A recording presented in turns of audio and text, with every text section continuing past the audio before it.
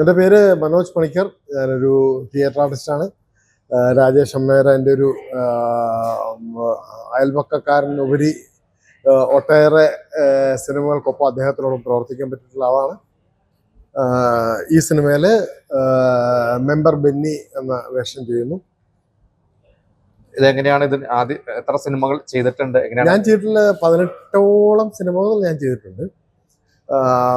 എല്ലാ സിനിമകളിൽ തന്നെ ക്യാരക്ടർ വേഷങ്ങളാണ് ചെയ്തിട്ടുള്ളത്. പക്ഷേ ശരിക്കും പറഞ്ഞാൽ കഴിഞ്ഞ വർഷത്തെ 2 സിനിമകൾ വളരെ ശ്രദ്ധിക്കാതിരുന്നു പോയ സാഹചര്യം രാജേഷും ഞാനും ഉൾപ്പെടെ ഉള്ള ആളുകൾ സങ്കടത്തോട് പറഞ്ഞു. ഞങ്ങൾ ആ സിനിമ പോയി കണ്ടാണ്. പ്രിവ്യൂവിനും മംഗലാപുരം ഫിലിം ഫെസ്റ്റിവലിനും ഇന്റർനാഷണൽ ഫിലിം ഫെസ്റ്റിവലിലൊക്കെ അവാർഡ് കിട്ടിയ ഫാമിലി എന്ന സിനിമയിലെ വിനയ് ഫോർട്ടിന്റെ ക്യാരക്ടർ ജോൺ എന്ന ക്യാരക്ടറായിരുന്നു ചെയ്തത്. And I got an appreciation from Anurag Kashyap. And it was എന്താ പറയുന്ന ഒരു സിംഗ് സൗണ്ട് മൂവിയായിരുന്നു. ഡോൺ പാലത്തറയുടെ ആ സിനിമയിലെ വേഷം അദ്ദേഹം പറഞ്ഞു യുവർ വോയിസ് മോഡുലേഷൻ എക്സലന്റ് എന്ന് പറഞ്ഞു. മനോജ് എന്നിട്ട് എന്താ പറഞ്ഞേ നിങ്ങളെ ആരും വേറെ വിളിക്കാത്ത എന്ന് ചോദിച്ചിരിക്കുമ്പോൾ രാജേഷ് നിങ്ങളെപ്പോലൊരു പടം ചെയ്യൂ. കാരണം ഞാൻ ഈ ചോദിച്ചു പോകുന്നതിൽ ഉഴപ്പുള്ള ഒരു മനുഷ്യനാണ്, അതുകൊണ്ടാണെന്ന് തോന്നുന്നു.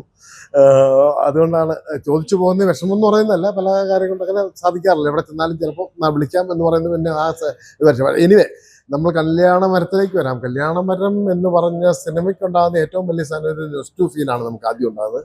ഒന്ന്. രണ്ടാമത്തെ കാര്യം, വളരെ നല്ല 2 തിരക്കഥകൾ അദ്ദേഹത്തിന്റെ ഇതിനു മുമ്പത്തെ വരാനുള്ളതിനെ കുറിച്ചുള്ള ചർച്ചകൾക്കിടയിലാണ് കല്യാണമരം വന്ന് പെടുന്നതും. ആ കല്യാണമരം വളരെ ലളിത സുന്ദരമായൊരു കഥയാണെന്നും അതിൽ ഗ്രാമമുണ്ടെന്നും ഗ്രാമീണതയുണ്ടെന്നും ജീവനുണ്ടെന്നും ജീവിതമുണ്ടെന്നും ഒക്കെ തിരിച്ചറിയുന്ന ഒരു ഇതാണെന്ന് രാജേഷിന്റെ ആ തിരക്കഥയിൽ നിന്ന് രാജേഷ് പറഞ്ഞല്ല, മുഴുവൻ വായിക്കാൻ എനിക്ക് പറ്റിയിട്ടില്ല. പിന്നെ എനിക്കുള്ള വേഷം എന്താണെന്ന് അവസാന ഘട്ടത്തിലാണ് പറയുന്നത്. അപ്പോൾ അവസാന ഘട്ടത്തിൽ പറഞ്ഞ ആ വേഷത്തിന് എപ്പോഴും ചെയ്യുന്ന പോലെ അതിനെന്താണ് വേണ്ടത് എന്നുള്ള രീതിയിൽ ചെയ്യാൻ പറ്റിയിട്ടുണ്ട് എന്നാണ് അദ്ദേഹവും പറയുന്നത്. ഡബ്ബി എന്ന സമയത്ത് എനിക്കും തോന്നിയത് അതാണ്. ഇതിൽ ആരൊക്കെയായിട്ടാണ് കൂടുതൽ കോമ്പിനേഷൻ സീൻസ്? എനിക്ക് ദേവനന്ദയായിട്ട് കോമ്പിനേഷൻ ഉണ്ട്. ഇല്ല, ധ്യാൻ ശ്രീനിവാസമായിട്ടുള്ള കോമ്പിനേഷൻ സീൻസ് ഇല്ല. പിന്നെ വീടിൽ അവർ പങ്കെടുക്കുന്ന സമയത്ത് കോമ്പിനേഷൻ സീൻസ് ഇല്ല.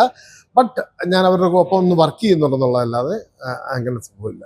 എങ്ങനെയാണ് ഇപ്പൊ ദേവനന്ദ നമുക്കറിയാം, മാളികപ്പുറമൊക്കെ ആണ് മനസ്സിലുള്ളത്. അപ്പൊ ഈ ഒരു സിനിമയിൽ അവരുടെ കൂടെ അഭിനയിച്ചപ്പോ വളരെ ജൂനിയർ ആണ് പ്രായം കൊണ്ട്.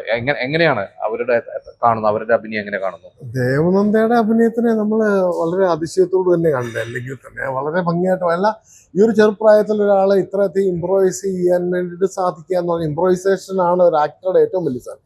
ആ ഇംപ്രവൈസ് ചെയ്യാനുള്ളൊരു കപ്പാസിറ്റി ഹെവിലി ആ കുട്ടിയുടെ ഒരു അഭിനയം എന്ന് പറയുമ്പോൾ അതില് നമ്മള് ഭാവങ്ങൾ മാത്രമല്ല, ഡയലോഗ് പ്രസന്റേഷൻ, ഡയലോഗ് ഓർമ്മിച്ച് പറയുക, അത് മോഡുലേറ്റ് ചെയ്യുക, മാത്രമല്ല അത് മാത്രം പോരാ. അത് മാത്രമല്ല, ആ സ്ഥലം എവിടെയാണെന്നും കൂടെ തിരിച്ചറിയണം. ആ എവിടെയാണ് പ്രസന്റ് ചെയ്യുന്നതും കൂടെ അറിയണം. അല്ലാതെ ആ മോട്ടിവേഷൻ അങ്ങനെ ഉണ്ടോ, ആ എവിടെ നിന്ന് ഞാൻ പറയുന്നു, ആരോട് പറയുന്നു, എപ്പോൾ പറയുന്നു എന്നുള്ള ഒരു ആക്ടറുടെ ഏറ്റവും വലിയ സാധനമാണല്ലോ.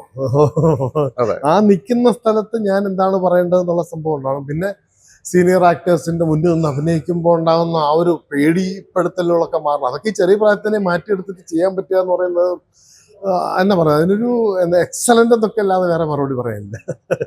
അപ്പൊ ധ്യാന്റെ കൂടെ കോമ്പിനേഷൻ ഇല്ല എന്ന് പറഞ്ഞു, എങ്കിലും ധ്യാന്റെ അഭിനയൊക്കെ കണ്ടിട്ടുണ്ടാവും. ആദ്യമായിട്ടായിരിക്കും ധ്യാന്റെ ഒരു അഭിനയം നേരിട്ട് കാണുന്നത്. തീർച്ചയായിട്ടും.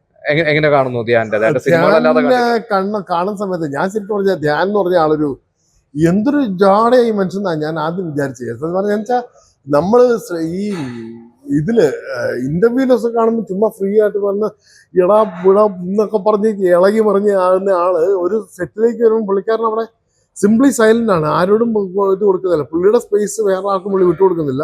ബട്ട് ആ അഭിനയിക്കുന്ന സ്ഥലം വരുമ്പം പുള്ളിക്കാരൻ വളരെ ഭംഗിയായിട്ട് വേണ്ടത് എന്താണോ അത് ചെയ്തു പോകുന്ന ഒരാളായിട്ട് എനിക്ക് ഫീൽ ചെയ്യും. ഞാൻ ആ തൊട്ടും കാരണം ഈ ദേവനന്ദയുടെ കൂട്ടുകാരിയായിട്ട് എൻ്റെ മോള് വിട്ട ഡയലോഗ് അവളും ഇതിൽ അഭിനയിക്കുന്നുണ്ട്. അത് രാജേഷ് വിളിച്ചിട്ട് പോയതാണ്. അവരുടെ ഒരു സെയിം ഏജ് ഗ്രൂപ്പാണ്, അതുകൊണ്ട് വിളിച്ചാണ്. അവളും ഒരു ആർട്ടിസ്റ്റാണ്, പക്ഷെ അവളും നല്ലതുപോലെ ചെയ്യുന്നുണ്ടായിരുന്നു. പക്ഷെ അപ്പം ആ ഒരു സമയത്ത് അതിനുവേണ്ടി ഞാൻ പോയിരുന്ന സമയത്ത് കാണുമ്പോഴാണ് മനസ്സിലാകുന്നത് ഞാൻ വളരെ ഭംഗിയായിട്ട് ആ വരുന്ന സംഭവത്തിനോട് ധ്യാന്റെ മനസ്സിൽ നമുക്കറിയാവുന്ന ഒരു കാര്യമുണ്ട്. ധ്യാൻ ഒരു ഡയറക്ടോറിയൽ തിങ്കിങ് ഉള്ള ഒരാളാണ്. ഡയറക്ടർ ആവാൻ വേണ്ടി ആഗ്രഹിക്കുന്ന ഒരാളുടെ മനസ്സിൽ അഭിനയത്തെക്കുറിച്ചൊരു വല്ലാത്ത തോട്ട് ഉണ്ടാവും, അല്ലെങ്കിൽ അയാൾ ഒരു സംഭവം സൂക്ഷിച്ചിട്ടുണ്ടായിരിക്കും. അപ്പൊ അതുകൊണ്ട് അത് റീപ്രൊഡക്റ്റ് ചെയ്യുമ്പോൾ നല്ല ഭംഗിയായിട്ട്. ഇപ്പോ കല്യാണമരം എന്ന് പറയുന്ന ഒരു സിനിമ ഒരു കുടുംബ സിനിമയാണ്. പിന്നെ അതിൽ ഒരുപാട് സർപ്രൈസ് ആയിട്ട് എന്തൊക്കെയോ ഉണ്ട്. അപ്പോ ഇന്നത്തെ ഒരു കാലഘട്ടത്തിൽ കൂടുതൽ നമുക്കറിയാം, കൂടുതൽ വയലൻസ് നിറഞ്ഞ സിനിമകൾ വരുന്നുണ്ട്, അല്ലാതെ ഈ കുടുംബ സിനിമകൾ കുറയുന്നതാണ്. അപ്പോൾ എത്രത്തോളം പ്രസക്തി ഈ ഒരു സിനിമയ്ക്ക് ഇന്നത്തെ കാലഘട്ടത്തിനുണ്ട്? അല്ല, നമ്മുടെ സിനിമകൾക്കകത്ത് എല്ലാം ഉണ്ടാവണം എന്ന് ആഗ്രഹിക്കുന്ന ഒരാളാണ് ഞാൻ. കാരണം നമ്മുടെ മനസ്സിൽ നിന്ന് അമ്മാവൻ മരിച്ചുപോയി, കൊച്ചച്ഛൻ മരിച്ചുപോയി, ചിറ്റപ്പൻ മരിച്ചുപോയി, അയലോക്കത്തെ വർക്കിച്ചേട്ടൻ മരിച്ചുപോയി, മേരി പേരമ്മ മരിച്ചുപോയി, മേരി കുഞ്ഞമ്മ മരിച്ചുപോയി, കുഞ്ഞമ്മായി സുമതി കുഞ്ഞമ്മ മരിച്ചുപോയി. ഇതൊക്കെ പൊക്കോണ്ടിരിക്കുകയാണ്. അപ്പോൾ അതിൽ നിന്ന് നമ്മളുടെ എന്തായിരുന്നു നമ്മൾ എന്നുള്ള ഉണ്ടാകുന്ന ചില സിനിമകൾ വേണ്ടേ? അതല്ലേ നമ്മുടെ സാംസ്കാരികത്തെ ഒരു പൈതൃകത്തിനെ നിലനിർത്തുന്ന ഘടകങ്ങൾ. അങ്ങനെ ഒരു സിനിമകൾ ഉണ്ടാകുമ്പോൾ ആ സിനിമയ്ക്കൊപ്പം നിൽക്കാൻ പറ്റുക എന്ന് പറയുന്നൊരു വലിയ കാര്യമാണ്. ഇപ്പോ രാജേഷ് ചെയ്യാൻ പോകുന്ന നെക്സ്റ്റ് സിനിമ എന്ന് പറഞ്ഞ സംഭവം ഇതിനെയൊക്കെ വേറിടുന്നൊരു സിനിമയാണ്. അതുപോലത്തെ ഒരു എക്സലന്റ് സംഭവമാണ് വരുന്നത്, ത്രില്ലറാണ്. പക്ഷെ ഇത് ആ എഴുതി വെച്ചിരുന്ന രാജേഷ് ആണല്ലോ ഇത്രയും ലളിത സുന്ദരമായ ഗ്രാമീണ ചിത്രം ഉണ്ടാക്കിയത് എന്നൊരു വലിയ സന്തോഷം നമുക്കുണ്ട്. കാരണം അത്രയ്ക്ക് ഗംഭീരമായിട്ട് എന്നുവെച്ചാൽ അതിൻ്റെ ട്രീറ്റ്മെന്റ്, കണ്ടെത്തിയ ലൊക്കേഷനുകൾ, കണ്ടെത്തിയ ആളുകൾ എല്ലാം ആ ഒരു ഗ്രാമ പശ്ചാത്തലത്തിലേക്ക് ഫീൽ ചെയ്യുന്ന ആളുകളാണ്. അതാണ് അതിന്റെ ഏറ്റവും വലിയ പ്രത്യേകത. ഇപ്പൊ വേറെ അഭിനയിച്ച സിനിമകൾ അല്ലെങ്കിൽ ഇപ്പൊ ചെയ്തുകൊണ്ടിരിക്കുന്ന എന്തെങ്കിലും ഉണ്ടോ? ഒരു സിനിമയിൽ ആരും വിളിച്ചിട്ടില്ല സാറേ. വിളിച്ചിട്ടില്ല. ആരും വിളിച്ചിട്ടില്ല. പക്ഷെ ഡോൺ പാലത്തറയുടെ അടുത്ത സിനിമയിൽ ഞാൻ ഉണ്ടാവും എന്നുള്ളത് എനിക്ക് ഉറപ്പാണ്. കാരണം അതായത് അദ്ദേഹം എന്നോട് പറഞ്ഞ സാറിന് എന്നോട് അനുരാഗ് കശ്യപ് നിങ്ങളെ കുറിച്ച് വളരെ പ്രത്യേകം പറഞ്ഞിരുന്നു എന്ന് പറഞ്ഞു. മനേട്ട മാത്രമല്ല, മനേട്ടന് you are very late to എന്ന് പറഞ്ഞു. എത്ര സിനിമകൾ ചെയ്തിട്ട്? 18. ഉടയവനായിരുന്നു എന്റെ ആദ്യത്തെ സിനിമ. രാജേഷ് തന്നെ സംവിധാനം ചെയ്ത അമ്മത്തൊട്ടിൽ എന്ന് പറഞ്ഞ സിനിമയായിരുന്നു. അത് കഴിഞ്ഞ് ഉടനെ തന്നെ ഇതിലേക്ക് വിളിച്ചു. 85-90 കാലഘട്ടങ്ങളിലെ 6ഓളം സീരിയലിലെ മെയിൻ വേഷം ചെയ്ത ആളായിരുന്നു. ഞാനൊരു തിയേറ്റർ ആർട്ടിസ്റ്റ് ആയിരുന്നു. കർണഭാരം എന്ന് പറഞ്ഞ നാടകം വിശ്വനാരായണൻ നമ്പൂതിരി വിവർത്തനം ചെയ്ത് തിരുവനന്തപുരം വിജയ് ടി ഹാളിൽ 1991 കളിക്കുമ്പോൾ കർണൻ ഞാനായിരുന്നു. അതായിരുന്നു എൻ്റെ തിയേറ്റർ എക്സ്പീരിയൻസ്. അത് കഴിഞ്ഞ് ആ തിയേറ്റർ കഴിഞ്ഞ് മാറി പിന്നെ ഭീമഘടോർക്കഞ്ച ബൊമ്മനാട്ടം മുതലേ ഭീമനാട്ട് ചെയ്തു. അത് കഴിഞ്ഞ് അങ്ങനെ സതീഷ് ആറ്റിങ്ങൽ എന്ന് പറഞ്ഞ അദ്ദേഹത്തിൻ്റെ കൂടെ കുറേ തിയേറ്റർ എക്സ്പീരിയൻസ് ഉണ്ട്. അവിടെ നിന്നൊരു സ്റ്റേജിൽ നിന്നാണ് ഈ വിജയേഷൻ എന്ന് പറഞ്ഞ ഡയറക്ടർ എന്നെ കൊണ്ടുപോയി 12 എപ്പിസോഡുള്ള കഥാസംഗമം എന്ന സീരിയലിലായിരുന്നു. 20 കഥകളായിരുന്നു. അതിൽ ഒരു കഥയിലേക്ക് വിളിച്ചു. രണ്ടാമത്തെ സിനിമ കഴിഞ്ഞ് മൂന്നാമത്തെ കഥയായപ്പോൾ ദൂരദർശൻ കാലഘട്ടങ്ങളിൽ തുടങ്ങിയത്. അന്ന് ഇതായിരുന്നു, ആളുകൾക്ക് ആവശ്യം ചോക്ലേറ്റ് മുഖമായിരുന്നു. അപ്പൊ എന്റെ ഇപ്പോഴത്തെ ഫിഗറിൽ ആ ചോക്ലേറ്റ് മുഖം ആൾക്കാർക്ക് സങ്കല്പിക്കാൻ തന്നെ പറ്റുന്നില്ല. അപ്പൊ ഈ ഒരു ലുക്ക് മെയിൻറ്റെയിൻ ചെയ്തിരിക്കുന്ന ഇനി ഒരു ക്യാരക്ടർ റോളുകൾ, ഒരു വില്ലൻ റോളുകളൊക്കെ പ്രതീക്ഷിച്ചിട്ടാണോ ഇതുപോലത്തെ ഒരു ലുക്ക് മെയിൻറ്റെയിൻ ചെയ്തിരിക്കുന്നത്? കാരണം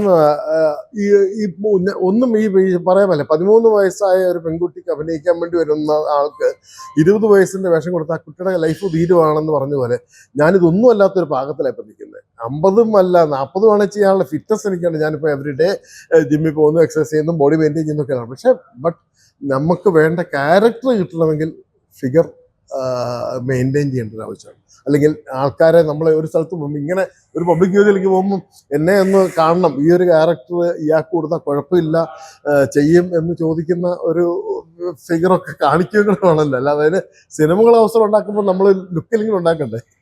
അതാണ് കാരണം. അപ്പൊ എന്തായാലും ഈ പറഞ്ഞ പോലെ കല്യാണമരം വെക്കേഷനിൽ ഇറങ്ങുകയാണ്. കല്യാണമരം സ്വീകരിക്കുന്നത് നേരത്തെ പറഞ്ഞ പോലെ അനുരാഗ് കശ്യപിനെ പോലെ ഇനിയും ഒരുപാട് വലിയ വലിയ ആളുകൾ അപ്രീഷിയേറ്റ് ചെയ്യുന്ന തരത്തിലുള്ള റോളുകൾ തേടി. Thank you. ഒരു അവസരം തന്നതിന് ഒത്തിരി നന്ദി. Thank you. All the best.